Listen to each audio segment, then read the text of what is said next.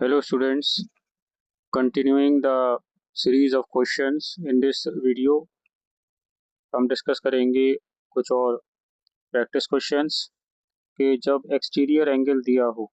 ठीक है, जब एक्सटीरियर एंगल दिया होता है तब हम किस तरह से कोई क्वेश्चन सॉल्व करेंगे। तो नंबर ऑफ साइड्स हमें पता करना है of a regular polygon exterior angle 45 है। ठीक है, तो देखिए ये फार्मूला है sum of exterior angles of any polygon is equal to 360 degree number of sides. तो ये 45 डिग्री दिया हुआ है, इससे डिवाइड कर देंगे तो ये 8 साइड्स। फिर ये थोड़ा ट्रिकी क्वेश्चन है, ध्यान से समझिएगा। ये कह रहे हैं is it possible to have a regular polygon with the measure of each exterior angle as 22 degree. तो क्या ऐसा रेगुलर पॉलीगन पॉसिबल है जिसमें एक्सटीरियर एंगल का जो मेजर है वो 22 डिग्री हो। तो अब देखिए यहाँ पर नंबर ऑफ साइड्स निकालने के लिए हम 22 से डिवाइड करेंगे तो ये आ रहा है आंसर 16 होल 4/11। तो ये पूरा नंबर नहीं आ रहा, यानी कि एक नेचुरल नंबर नहीं है।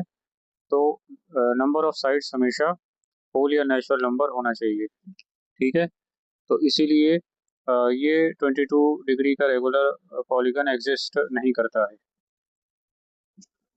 अब इसके बाद जो क्वेश्चंस आते हैं वो कौन से हैं, रेशियो प्रॉब्लम्स। जो रेशियो दे रही होगी, तो the ratio between N exterior angle and interior angle of regular polygon is 1:8। तो देखिए रेशियो 1:8 दी हुई है एक्सटीरियर और इंटीरियर एंगल के बीच में। Find the number of sides in the polygon. अब मान लिया, अब हमें जो पता नहीं, लेट एक्सटीरियर एंगल x, सो इंटीरियर एंगल 8x। रेशियो 1:8 है, तो इंटीरियर प्लस एक्सटीरियर एंगल जो होते हैं उनका टोटल 180 के बराबर होता है। x प्लस 8x इज इक्वल टू 180, और इस तरह से 9x is equal to 180, x is equal to 20। Number of sides वही फार्मूला 360 डिवाइडेड बाई 20 डिग्री 18। आसान स्टेप्स हैं, मगर मैथमेटिक्स और आगे चल के जब आप केमिस्ट्री, स्पेशली ऑर्गेनिक केमिस्ट्री पढ़ेंगे, उसमें प्रैक्टिस मैटर्स करती है। After every 4 or 5 days, maximum after every 10 days. So if the angles of a quadrilateral are in the ratio, ये रेशियो दे रखी है एंगल्स की, फाइंड द एंगल्स। तो अब इनको 5x 8x 11x 12x, some of all angles 360, तो ये 36x is equal to 360, x 10 degree. अब एंगल्स निकाल लिए, x की वैल्यू प्लेस की, तो 10 डाला तो 50, फिर 80, ये 110 और ये 120। ठीक है, ये आपका आंसर रेशियो वाला आया। फिर मिनिमम और मैक्सिमम एंगल पॉसिबल, देखिए ये क्वेश्चन सॉर्ट कर दिए गए हैं टॉपिक के हिसाब से, इसलिए आसानी है। Minimum interior angle possible for a regular polygon and why, यानी कि जो रेगुलर पॉलीगन का मिनिमम इंटीरियर एंगल कितना हो सकता है और क्यों। ठीक है, तो जैसे जैसे साइड्स बढ़ती हैं रेगुलर पॉलीगन का इंटीरियर एंगल भी बढ़ता जाता है। ये ध्यान रखिएगा, जैसे जैसे साइड्स बढ़ेंगी तो उसका इंटीरियर एंगल जो है रेगुलर पॉलीगन का वो बढ़ता जाता है। इसलिए मिनिमम इंटीरियर एंगल तब होगा जब पॉलीगन की साइड्स सबसे कम हो। ध्यान रखिएगा, मिनिमम इंटीरियर एंगल है तो सबसे कम साइड्स होंगी। तो एक इक्विलेटरल ट्राइंगल में n इज इक्वल टू 3 अगर है तो ईस्ट साइड, तो ये मिनिमम इंटीरियर एंगल कितने का होगा इक्विलेटरल ट्राइंगल में 60 डिग्री। फिर what is the maximum exterior angle possible for a regular polygon exterior, तो ये 180 डिग्री कौन, ये फॉर्मूला होता है। तो जब इंटीरियर एंगल मिनिमम हो तब एक्सटीरियर एंगल मैक्सिमम होगा। तो एग्जाम्पल 10 से पता चला है मिनिमम इंटीरियर एंगल होता है 60। पिछला जो एग्जाम्पल है आप देखिए ये वाला। ठीक है, तो मैक्सिमम एक्सटीरियर एंगल कितना होगा 180 माइनस 60 120 डिग्री। तो ये एग्जाम्पल से सिलेक्टेड, तो ये सम ऑफ एंगल जो होता है, सम जो होता है एक्सटीरियर एंगल्स का 360 होता है, और इंटीरियर प्लस एक्सटीरियर एंगल का सम वो एक लीनियर पेयर बनाता है जो 180 डिग्री। ठीक है, तो यही दो बातें ज़्यादा सवालों का जो फंडामेंटल एस्पेक्ट है या चाबी कह सकते हैं या की है, वो इसको ध्यान रखना होगा। तो साथ साथ मुझे लगा कि मैं एक बार और एक चीज़ आपको दिखा दूं। तो ये आपका कॉन्वेक्स पॉलीगन है जो सम ऑफ एक्सटीरियर एंगल्स होता है 360 डिग्री।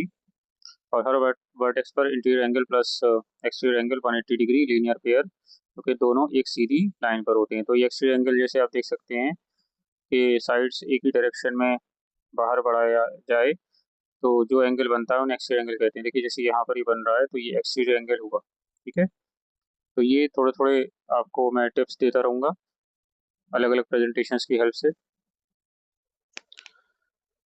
इसके बाद किस टाइप के क्वाड्रिलेटरल्स होते हैं, तो देखिए ट्रेपेजियम एंड काइट। तो इनको अलग अलग नाम दिए गए हैं। ये है आपका ट्रेपेजियम। तो अब देखिए एक पेयर ऑफ पैरेलल साइड्स होती हैं, डीसी पैरेलल भी, जैसे इसमें किया हुआ है। और टेबल के ऊपर का डिज़ाइन होता है या कुछ ब्रिजेस की शेप होती है। और दूसरा पेयर पैरेलल नहीं होता ट्रेपेजियम, एक पेयर पैरेलल होता है। ठीक है, इसी तरह से काइट की शेप है। तो अब देखिए दो पेयर जो होते हैं एडजेसेंट साइड्स के इक्वल होते हैं और डायगोनल्स एक दूसरे को 90 डिग्रीज पे इंटरसेक्ट करते हैं या काटते हैं। ठीक है, तो ये जैसे A B is equal to A D है यहाँ पर, और ये C B is equal to C D. जैसे पतंग का रियल लाइफ शेप जो होता है काइट का, वो इसका बढ़िया एग्जाम्पल है। इसके बाद एक शेप आती है पैरेललोग्राम और उसकी प्रॉपर्टीज। तो जिसकी दोनों pair of opposite side parallel होती हैं। ठीक है, ये पैरेललोग्राम है जैसे ये दिया हुआ है आपको। तो ये और ये पैरेलल है, ये और ये पैरेलल है। ठीक है, अपोजिट साइड्स इक्वल है लेंथ में, और अपोजिट एंगल इक्वल होते हैं। Angle A is equal to angle C. ठीक है, angle A is equal to angle C और angle B is equal to angle D. और डायगोनल्स जो हैं एक दूसरे को बाइसेक्ट करते हैं। ठीक है, तो एडजस्टेड एंगल समरी क्या होती है, angle A plus angle B is equal to 180 degree.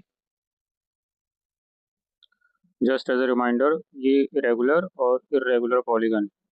तो रेगुलर पॉलीगन कौन सा होता है, जिसकी सारी साइड्स इक्वल लेंथ की होती हैं और सारे एंगल्स इक्वल मेजर के होते हैं, जैसे आपका इक्विलेटरल ट्रायंगल है या स्क्वायर है। और इरेगुलर पॉलीगन साइड से एंगल इक्वल नहीं होते। अब रेक्टेंगल है, इसमें एंगल्स तो इक्वल हैं लेकिन साइड्स नहीं, और रोम्बस साइड्स इक्वल लेकिन एंगल नहीं। ठीक है, तो ये दोनों एग्जाम्पल में जैसे इरेगुलर क्यों मानते हैं, इक्वी एंगुलर रेक्टेंगल होता है लेकिन साइड्स इक्वल नहीं है तो रेगुलर। और रोम्बस साइड्स इक्वल है इक्विलेटरल लेकिन एंगल्स इक्वल नहीं, इसलिए regular. So like share and subscribe my channel and spread in your circle as much as you can. Thank you so much.